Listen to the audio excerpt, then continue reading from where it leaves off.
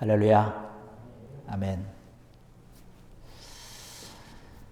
오늘의 말씀 가운데 요한복음 16장 20절로 24절 가운데 20절의 말씀 보니까 그렇게 말씀을 하고 있습니다. 너희는 근심하겠으나 너희 근심이 도리어 기쁨이 되리라. 할렐루야.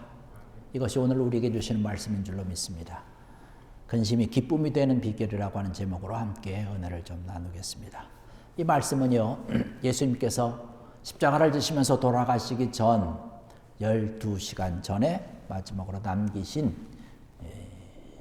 유언과 같은 말씀들 중에 한 말씀이 되겠습니다. 우리가 살아가면서 많은 근심이 있고 또 슬픔이 있습니다. 한평생을 살고 바로 앞에 섰던 야곱이 창세기 47장 9절에 이러한 고백을 합니다. 내 나그네 길의 세월이 130년이니이다. 그러나 내가 험악한 세월을 보내었나이다 하는 얘기를 합니다. 내가 험악한 세월을 보냈다는 거예요. 모세도 비슷한 얘기를 했습니다. 시편 90편 10절에 가서 말씀 보니까 우리의 연수가 70이요 강건하면 80이라도 그 연수의 자랑은 수고와 슬픔뿐이요 신속히 가니 우리가 날아가나이다 라고 얘기를 했습니다. 우리가 70을 살고 80을 살고 요즘은 100세 시대를 살고 있지만 수고와 슬픔뿐이다 하는 얘기를 하고 있습니다. 오늘 이 일에 참석한 사랑하는 성도 여러분들, 지난 한 주간의 삶을 어떻게 보내셨는지요?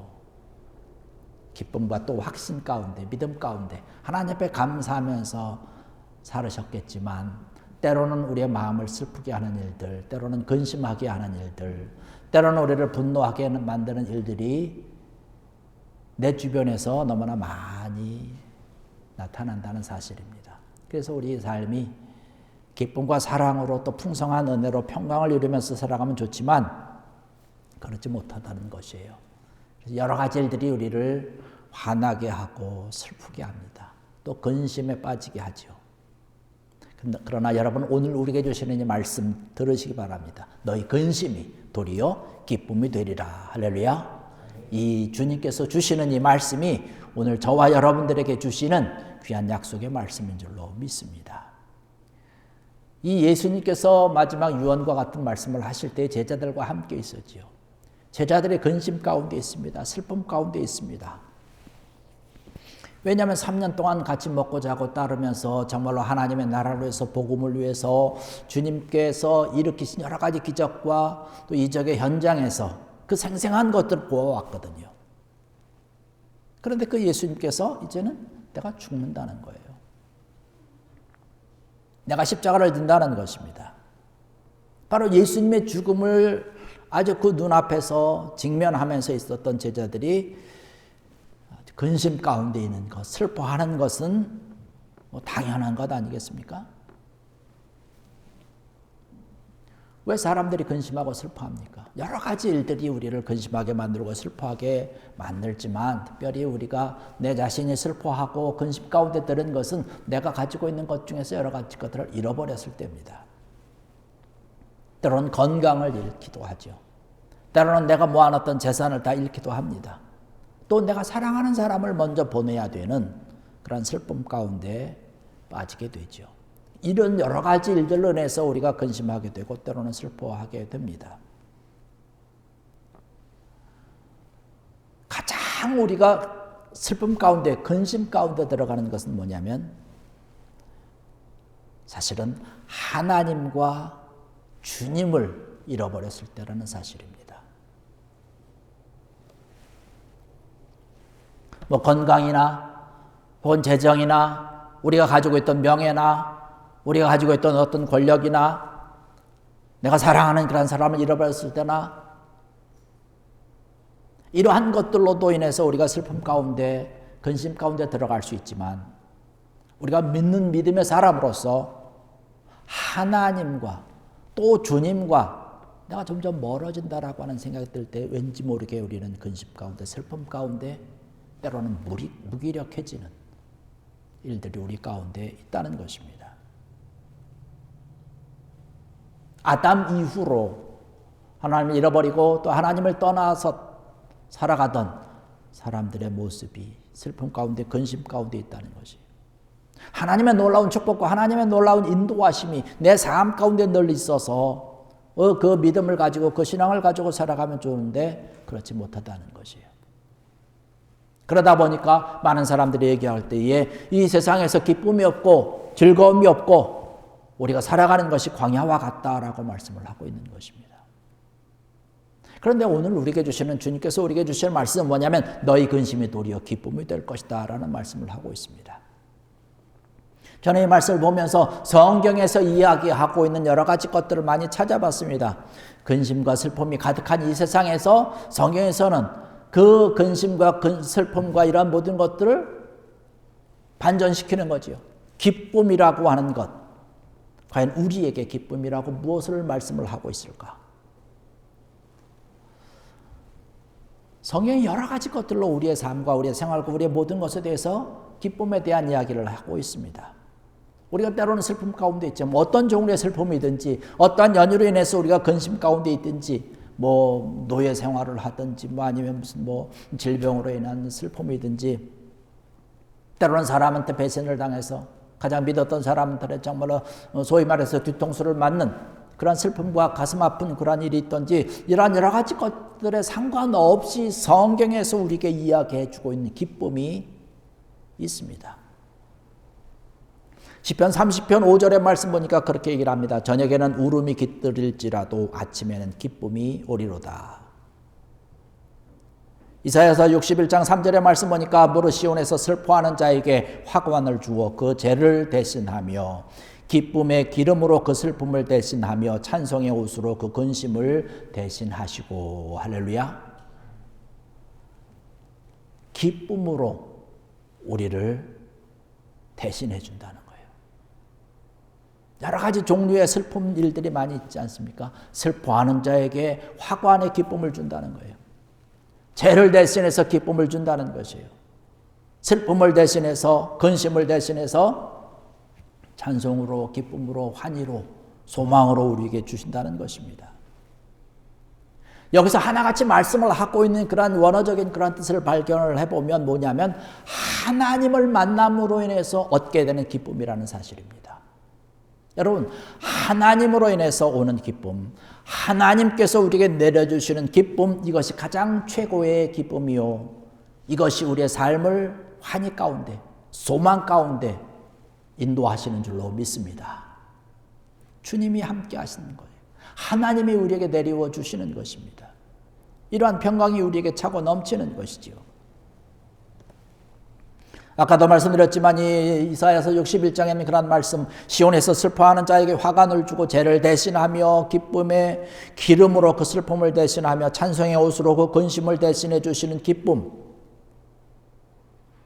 이 말씀의 배경이 바로 뭐냐면 메시아에 대한 이야기를 하고 있는 것이에요. 예수님이 오시면 이러한 일들이 벌어진다는 거예요. 다윗이 이러한 고백을 합니다. 주의 앞에는 충만한 기쁨이 있고 주의 오른쪽에는 영원한 즐거움이 있나이다. 땅에 있는 성도는 존귀한 자들이니 나의 모든 즐거움이 그들에게 있도다. 주님의 앞에 있으면 충만한 기쁨이 있다는 거예요. 주의 오른쪽에는 영원한 즐거움이 있다는 사실입니다. 여러분, 우리가 이 세상을 살아가면서 여러 가지 어렵고 힘든 일이 있고 우리를 슬프게 만들고 우리를 화나게 만들 일만 있다 보니까 우리가 하루하루 살아가는 것이 기쁘지가 않아요. 즐겁지가 않습니다. 신나지 않아요. 그러나 여러분, 하나님께서 오늘 우리에게 주시는 말씀, 저와 여러분들에게 주시는 이 말씀을 들으시고 이 약속의 말씀이 나에게 주시는 말씀으로 믿으시고 기쁨 가운데 확신 가운데 들어갈 수 있는 귀한 여러분들에게를 주의 이름으로 간절히 축원합니다. 하나님을 만나고 주님을 만나는 것이에요.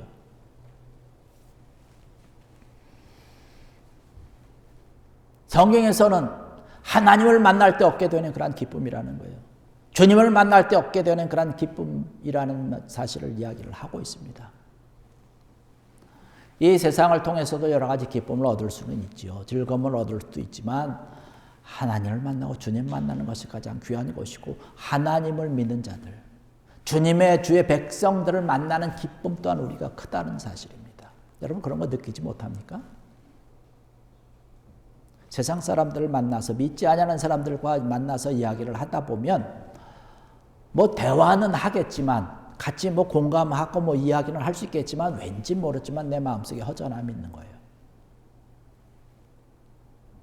깊은 대화는 이어갈 수가 없다는 것이에요. 그러나 믿는 사람들과 함께 만나면, 믿음 있는 사람들과 주님을 믿고 하나님을 믿는 그런 사람들과 함께 만나면 깊은 얘기가 된다는 거예요. 같이 기쁨을 공유할 수 있다는 것이에요. 그러니까 내가 기쁘지 않아도 그 사람이 기뻐하는 일이 있으면 그 얘기를 들으면서 나 또한 기뻐지는 거예요. 지난주 중에 이런 지역에 있는 목사님들과 함께 만나서 만날 수 있는 그런 시간이 있어서 함께 대화를 나눴습니다.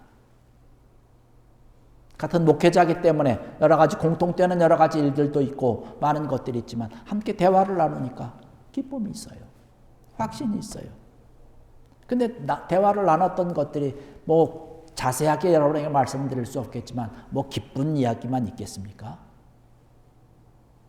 목회자들이니까 이야기를 하면서 때로는 어려운 일도 있고 힘든 일도 있지 않겠습니까? 서로 이야기를 하지만 힘들었던 이야기를 하고 고생스러운 이야기를 하고 있지만 기쁘다는 거예요. 기쁨이 있다는 거예요. 왜? 함께 주님을 믿고 하나님의 자녀된 백성으로서 대화를 나누는 것들이기 때문에 그런 것이죠. 성경에서 이야기하는 것이 바로 그런 것입니다. 하나님을 만나고 주님을 만났을 때의 기쁨, 하나님 믿는 자들 함께 믿음의 길을 걸어가는 그런 성도들이 함께 만나서 이야기하고 그 만남 가운데 기쁨과 즐거움과 확신이 있다는 사실입니다.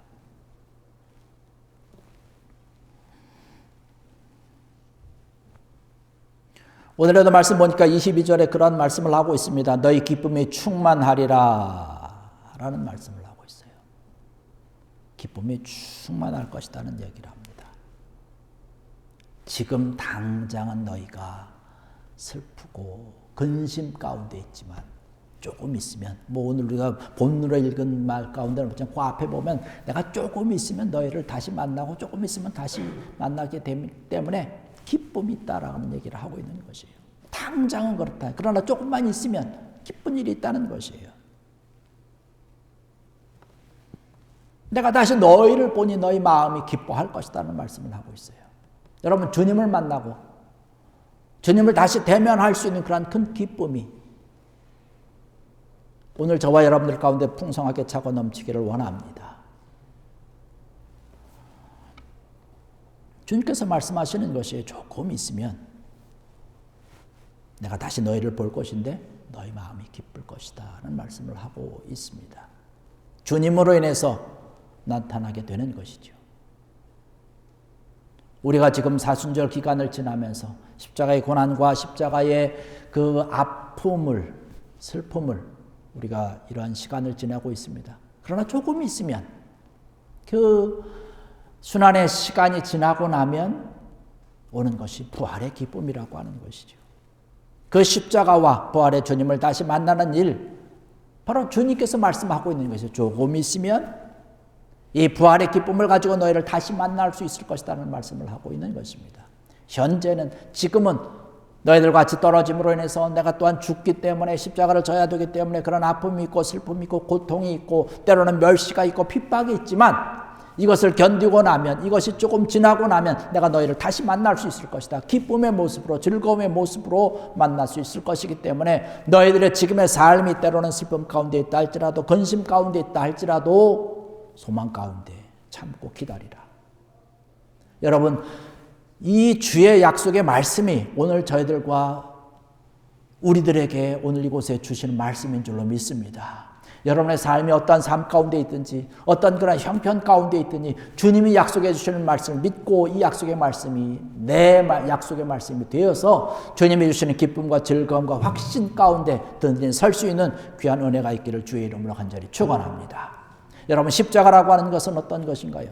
모든 공포의 것들, 두려움의 것들, 절망과 좌절과 슬픔의 어떤 그런 상징적인 것 아닙니까? 가장 극악무도한 사형 방법이 십자가예요. 그러나 주님께서 그 십자가에 달려 돌아가심으로 인해서 많은 사람들이 공포에, 두려움에, 정말로 절망과 좌절과 슬픔과 근심 가운데 있었던 그 모든 십자가의 모든 것들을 주님께서 지시고 대신 지셨다는 거예요. 저와 여러분들 위해서 대신 지셨다는 것이에요. 부활의 모든 일들을 통해서 십자가의 실패라고 하는 것을 승리로 바꾸어 놓은 것이 십자가인 줄로 믿습니다. 주님의 십자가라고 하는 것이. 그렇기 때문에 우리의 삶이 아무리 두려움 가운데, 공포 가운데, 때로는 슬픔과 근심 가운데 있다 할지라도 주님을 믿는 온전한 그 믿음을 가지고 주의 십자가를 바라보게 될 때에, 부활의 주님을 만나보게 될 때 우리 마음과 심령 가운데 진정한 기쁨이 있고 확신이, 승리가 있는 줄로 믿습니다. 이러한 소망을 가지고 우리가 참는 것이죠. 조금 있으면 내가 가겠다는 거예요. 조금 있으면 다시 보겠다는 것이에요. 지금은 십자가 앞에 있는 아픔이 있고 고통이 있지만, 괴로움이 있지만, 실제로 제자들이 며칠 후에 그 승리의 기쁨을 맛보지 않았습니까? 함께 체험하지 않았습니까? 성경의 말씀 보니까 그렇게 말씀합니다. 마태복음 28장 8절의 말씀 보니까 그 여자들이 무서움과 큰 기쁨으로 빨리 무덤을 떠나 제자들에게 알리려고 다람쥐를 할새 부활하신 주님을 만나고 나서 달려가는 거예요. 큰 기쁨으로. 요한복음 20장 20절에도 말씀 보니까 제자들이 주를 보고 기뻐하더라. 할렐루야. 여러분, 이 주님을 만나는 귀한 여러분 되기를 주의 이름으로 간절히 축원합니다. 제자들이 말씀하고 우리에게 전해준 이 복음의 말씀이 무엇인가요? 이 사도들이 만난 주님을 증거하는 것 아닙니까? 내가 슬퍼했지만, 내가 근심 가운데 있지만 이것이 이제 바뀌어서 기쁨으로 바뀌었다는 이야기가 복음서라는 것이에요. 담대하게 주님 앞에 서는 거예요. 사도행전 5장 41절의 말씀 보니까 사도들은 그 이름을 위하여 능력받는 일에 합당한 자로 여기심을 기뻐하면서 공회 앞을 떠나니라.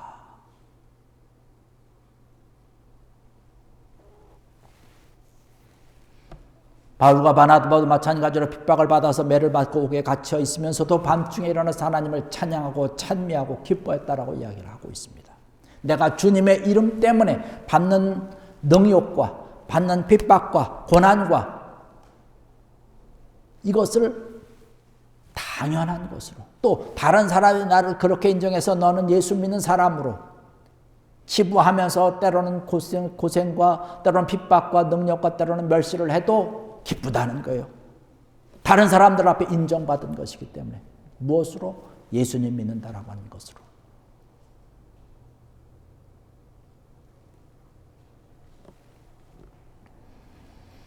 고린도후서 12장 10절의 말씀 보니까 사도 바울이 그러한 말씀을 합니다. 능력과 궁핍과 박해와 곤고를 기뻐한다라는 말씀을 하고 있습니다. 고린도 교회의 교인들에게 편지를 쓰면서 하시는 말씀입니다. 주님을 온전히 믿으려고 하는 것, 주님을 온전히 섬기는 것, 이것으로 인해서 받는 여러 가지 고난이 있지만, 핍박이 있지만 기뻐한다는 거예요.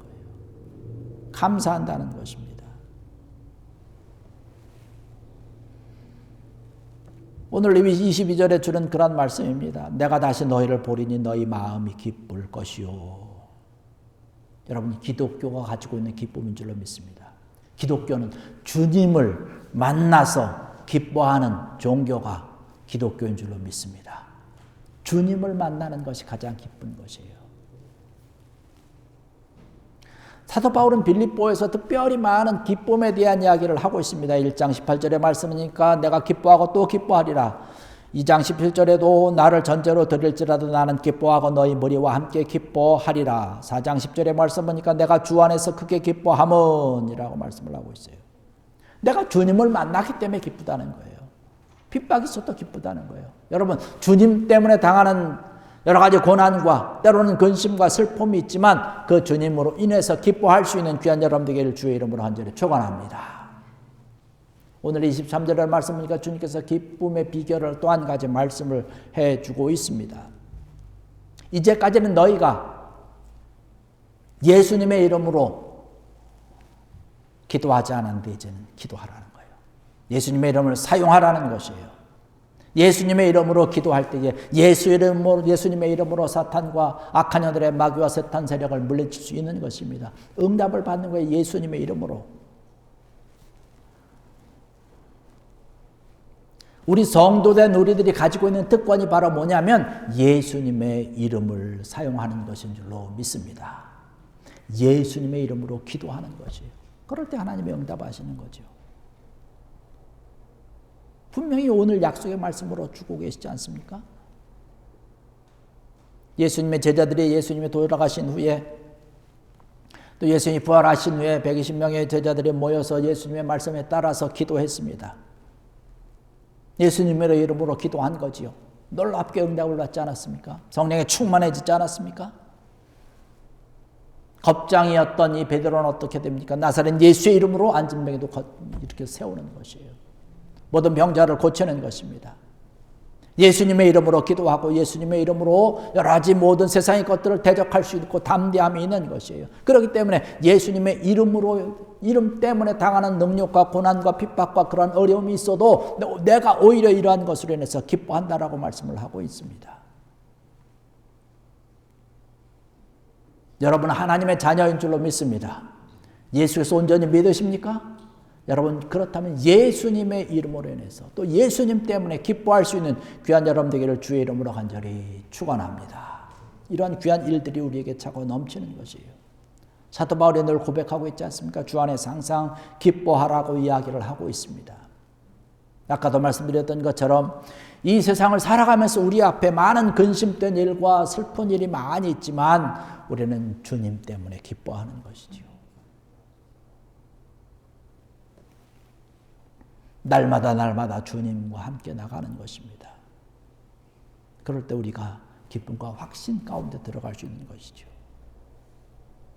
사도 바울이 우리에게 주신 권면의 약속의 말씀을 몇 구절 봅니다. 빌립보서 3장 1절의 말씀 보니까 나의 형제들아 주 안에서 기뻐하라. 2장 18절에 이와 같이 너희도 기뻐하고 나와 함께 기뻐하라. 4장 4절 주 안에서 항상 기뻐하라. 내가 다시 말하노니 기뻐하라. 데살로니가 전서 5장 16, 18절 항상 기뻐하라. 쉬지 말고 기도하라. 범사에 감사하라. 고린도후서 13장 11절의 말씀 마지막으로 말하노니 형제들아 기뻐하라. 할렐루야. 주님 때문에 기뻐할 수 있는 여러분 되기를 주의 이름으로 간절히 축원합니다. 기도하시겠습니다.